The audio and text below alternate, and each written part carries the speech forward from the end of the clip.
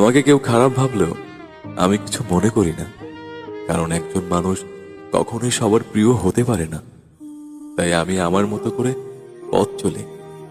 যে চেনা সে ঠিক চিনবে।